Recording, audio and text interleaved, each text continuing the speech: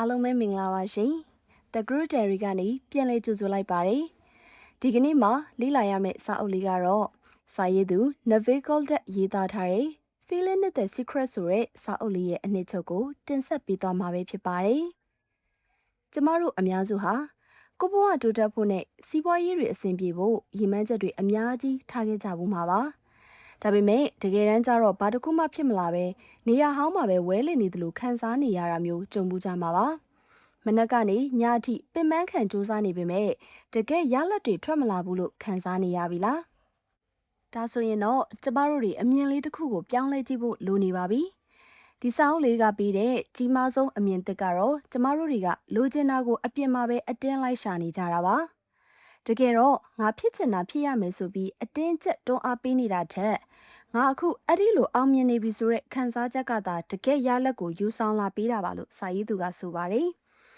ဒီစာအုပ်ထဲမှာစာရေးသူ Neville Goddard ကတတိရှိတဲ့တိစိတ်နဲ့မတိစိတ်ရဲ့ဆက်သွယ်မှုကိုယောက်ျားနဲ့မိန်းမလိုပဲတင်စားထားပါတယ်တိစိတ်ဆိုတာကမျိုးစေ့ချပေးတဲ့ယောက်ျားဖြစ်ပြီးမတိစိတ်ကတော့အဲ့ဒီမျိုးစေ့ကိုကိုဝင်ဆောင်ပြီးလက်တွေ့ဘဝတွေကိုမွေးဖွားပေးတဲ့မိန်းမဖြစ်တယ်လို့ဆိုပါတယ်စာရေးသူ Neville Goddard ဟာခက်ခဲတဲ့ theory တွေထက်လက်တွေ့ကျင့်သုံးလို့ရတဲ့ကြိုတင်ခန်းစားခြင်းနေရာမှာကိုသင်ကြားပေးခဲ့သူပါကမ္ဘာတဝန်းကလေးစားရတဲ့ပုဂ္ဂိုလ်တဦးလည်းဖြစ်ပါတယ်ဒီစာအုပ်မှာဆိုရင်လည်းအပိုးတွေမပါပဲလူရင်းကိုပဲတိုက်ရိုက်ရှင်းပြထားတာမို့ကျမတို့အတွက်တကယ်ကိုလက်တွေ့ကြပါတယ်ဒီကနေ့အစီအစဉ်လေးမှာတော့ဒီစာအုပ်လေးကအနှစ်သာရတွေကိုအပိုင်း၃ပိုင်းခွဲပြီးတင်ဆက်ပေးသွားမှာပါပထမအခန်းတစ်အနေနဲ့တိစိတ်နဲ့မတိစိတ်ရဲ့လှုပ်ဝက်ချက်ဆိုတဲ့အပိုင်းမှာစိတ်နှစ်ခုဘလို့အလုံးလုံးလဲဆိုတဲ့အကြောင်းကိုလေ့လာကြရမှာပါ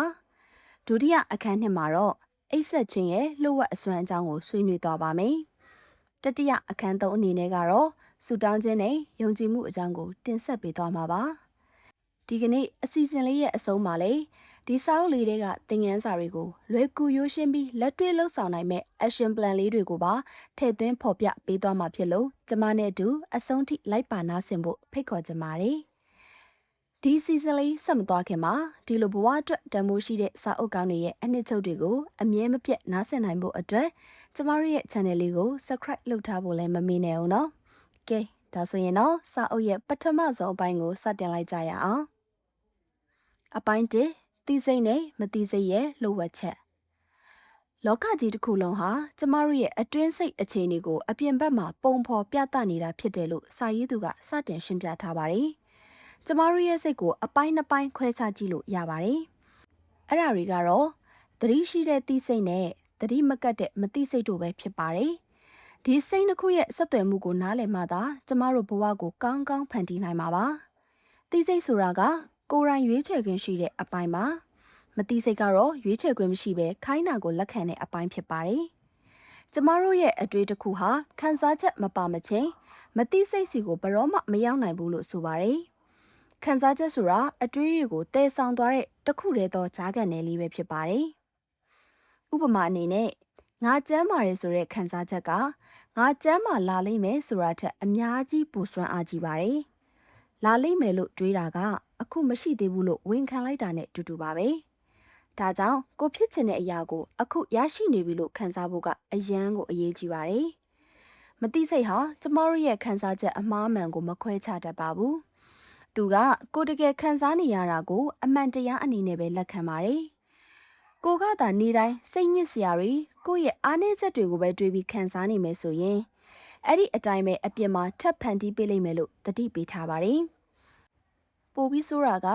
ယောဂဗျာတွေဆိုတာတော့ကိုယ့်အထဲမှာမျိုးသိပ်ထားတဲ့မကောင်းတဲ့ခံစားချက်တွေကြောင့်ဖြစ်လာရတာပါတဲ့။ဒေါသဖြစ်တာတွေစိတ်ပြတ်တာတွေကိုထုံမပြပဲမျိုးသိပ်ထားတာကယောဂတွေရဲ့အစပဲဖြစ်ပါတယ်။ဒါကြောင့်ခံစားချက်ကိုထိန်းချုပ်ဖို့ဆိုတာဘဝမှာအရေးကြီးဆုံးအရာတစ်ခုဖြစ်လာပါတယ်။လူတဘာဝအရာကျမတို့တွေဟာအစိုးမြင်ဖို့ကိုပိုပြီးလွယ်ကူတတ်ကြပါတယ်။ကြောက်စိတ်နဲ့စိုးရိမ်စိတ်တွေကတဘာဝအတိုင်းဝင်လာတတ်တယ်။ဒါပေမဲ့ကျမတို့ရဲ့အမသိစိတ်ကတော့အဲ့ဒီစိုးရိမ်စိတ်ကိုပါအမိန့်တစ်ခုလို့မှတ်ယူလိုက်ပါတယ်။သူကအကောင်းအဆိုးမခွဲခြားတတ်တဲ့အတွက်ကျမတို့အမြဲတမ်းတွေးဖို့နေတဲ့အရာတွေကိုပဲလက်တွေ့ဘဝမှာဖြစ်လာအောင်ဖန်တီးပေးတတ်ပါတယ်။ဒီလိုမျိုးလေးကြုံမှုကြမှာပါကျမတို့အများစုဟာရုံးမှာအလုပ်လုပ်နေရင်ငါရာထူးတိုးခြင်းနဲ့ လားစာတိုးကျင်တယ်လို့ပါဇက်ကသာပြောနေတတ်ကြတယ်။ဒါပေမဲ့ရင်ထဲမှာတော့ငါတကယ်လုံနိုင်ပါမလားအထက်လူကြီးကငါ့ကိုအမြင်ကြည့်ပါမလားဆိုတဲ့ကြောက်စိတ်မလုံခြုံတဲ့ခံစားချက်ကြီးရှိနေတတ်တယ်။အဲ့ဒီအခါကျမတို့ရဲ့မတိစိတ်ကအဲ့ဒီကြောက်စိတ်နဲ့မလုံခြုံမှုကိုပဲအမိန့်တစ်ခုလိုအပြည့်အဝလက်ခံလိုက်ပါတယ်။ပြီးတော့ကျမတို့ကိုအောင်မြင်မှုနဲ့ဝေးအောင်တကယ့်ကိုယာရုမတိုးအောင်ဖန်တီးပေးလိုက်တာမျိုးပဲဖြစ်ပါတယ်။ကဲအပိုင်း1ရဲ့တိစိတ်နဲ့မတိစိတ်ရဲ့လိုဝက်ချက်ကိုနားလည်သွားပြီဆိုရင်တော့အပိုင်း2ဖြစ်တဲ့အိတ်ဆက်ချင်းရဲ့လိုဝက်အစွမ်းဆိုတဲ့အပိုင်းလေးကိုဆက်သွားကြရအောင်အပိုင်း2အိတ်ဆက်ချင်းရဲ့လိုဝက်အစွမ်းကျမတို့ဘဝရဲ့3ပုံ1ပုံဖြစ်တဲ့အိတ်ဆက်ချင်းဟာတာမန်အနားယူတာတတ်မဟုတ်ပါဘူးတကယ်တော့အိတ်ဆက်ချင်းဆိုတာကျမတို့ရဲ့မတိစိတ်စီကိုတကားဖွင့်ဝင်သွားတဲ့အချိန်လေးပဲဖြစ်ပါတယ်ညဘက်အိမ်မပြောခင်လေးမှာကိုခန်းစားနေရတဲ့ခန်းစားချက်ကနောက်နေ့ရဲ့အဖြစ်အပျက်တွေကိုတိုက်ရိုက်ပုံဖော်ပေးရလို့စာရေးသူကဆိုပါတယ်။ကျမတို့ရဲ့မတိစိတ်ကဘယ်တော့မှမအိပ်ပါဘူး။ကျမတို့အိပ်ပျော်သွားတဲ့အခါတိစိတ်ကအနားယူသွားပေမဲ့မတိစိတ်ကတော့ကိုနောက်ဆုံးခန်းစားသွားတဲ့ပုံစံအတိုင်းအလုပ်တွေဆက်လုပ်နေတာဖြစ်တဲ့အတွက်ညအိပ်ရဝန်ခံဒီခန်းစားချက်ကအရန်ကိုအရေးကြီးပါတယ်။ဒါကြောင့်စိတ်တက်ကြပြီးကြရှုံးတယ်လို့ခန်းစားရင်ဘယ်တော့မှအိပ်ရမဝင်ပါနဲ့။အဲ့ဒီလိုအိယာဝင်ခဲ့ရင်မတိစိတ်ကအဲ့ဒီစိတ်ပြက်စရာတွေကိုပဲလက်ခံပြီးမနှက်ဖြန်တွေမှာထပ်ဖန်တီးပေးပါလိမ့်မယ်။ငါလိုချင်တာတကယ်ရသွားရင်ဘလို့ပျော်သွားမလဲဆိုတဲ့ကျေနပ်မှုကိုခံစားပြီးမှသာအိယာဝင်တင်ပါတယ်။ကိုအပြစ်ကင်းစင်နေလိုချင်တာတွေပြည့်ဝနေပြီဆိုတဲ့ကျေနပ်တဲ့ခံစားချက်မျိုးနဲ့အိယာဝင်တာဟာကောင်းငင်ဘုံကိုတကားဖွင့်ဝင်သွားတာနဲ့တူတယ်လို့စာအုပ်ထဲမှာလှလှပပလေးတင်စားထားပါတယ်။ဒီလိုကြိုတင်ခန်းစားပြီးအိတ်ဆက်ခြင်းကသာကျမတို့ရဲ့ဆန္ဒတွေကိုတကယ်လက်တွေ့ဖြစ်လာစေမှာပါလူတဘာဝအရကျမတို့တွေဟာညအိယာဝင်ငံဒီတိတ်ဆိတ်သွားတဲ့အချိန်ကြမှာတစ်နေ့တာလုံးကပြဿနာတွေကိုပြန်တွေးပူတတ်ကြပါတယ်အလုတ်ကအစင်မပြေတာငွေရေးကြေးရေးပူပန်စရာတွေကိုခေါင်းထဲထည့်ပြီးတွေးတတ်ကြပါတယ်ဒီလိုအစိုးမြင့်စိတ်တွေကိုတည်ဆောင်သွားတဲ့အတွက်ကျမတို့ရဲ့မနှက်ဖြန်တွေဟာပိုပြီးပင်ပန်းလာရတာဖြစ်ပါတယ်ဒီလိုမျိုးကြုံဘူးကြမှာပါညအိယာဝန်ခံနေမီးပိတ်ပြီးသွားရင်တော့ဖုန်းလေးကင်ပြီး Facebook သုံးတတ်ကြတယ်လေအဲ့ဒီအခါသူများတွေအောင်မြင်နေတာခရီးတွေထွက်နေတာကိုကြည့်ပြီးကိုတိမ်ငယ်စိတ်တွေဝင်လာတတ်တယ်ပြီးတော့မနှက်ဖြန်အလုတ်သွားရမှာကိုတွေးပြီးစိတ်ညစ်တာတွေမကျေနပ်စိတ်တွေနဲ့အိယာဝင်တတ်ကြတယ်အဲ့ဒီလိုမျိုးအစိုးမြင်စိတ်တွေနဲ့အိပ်ပျော်သွားတဲ့အခါမတိစိတ်ကအဲ့ဒီစိတ်ဖိစီးမှုတွေကိုပဲအလုတ်ဆက်လုပ်ပြီးနေပါလိမ့်မယ်ဒီအချင်းကိုဖျောက်ပြီးငါလိုချင်တဲ့ဘဝကိုရနေပြီငါအောင်မြင်နေပြီဆိုတဲ့ပုံရိပ်ကိုမျက်စိမိတ်ပြီးကြိုတင်ခန်းစားတတ်တဲ့အလေးအကျင့်အသစ်ကိုပြောင်းလဲကြည့်ဖို့လိုအပ်ပါတယ်။ကဲအပိုင်း2ရဲ့အိတ်ဆက်ခြင်းရဲ့အစွမ်းကိုနားလည်သွားပြီဆိုရင်တော့အပိုင်း3ဖြစ်တဲ့ဆူတောင်းခြင်းနဲ့ယုံကြည်မှုဆိုတဲ့အပိုင်းလေးကိုဆက်သွားကြရအောင်။အပိုင်း3ဆူတောင်းခြင်းနဲ့ယုံကြည်မှုဆူတောင်းတယ်ဆိုတာဘာလဲလို့မေးရင်လိုချင်တာကိုအတင်းတောင်းဆိုတာလို့ပဲထင်တတ်ကြပါတယ်။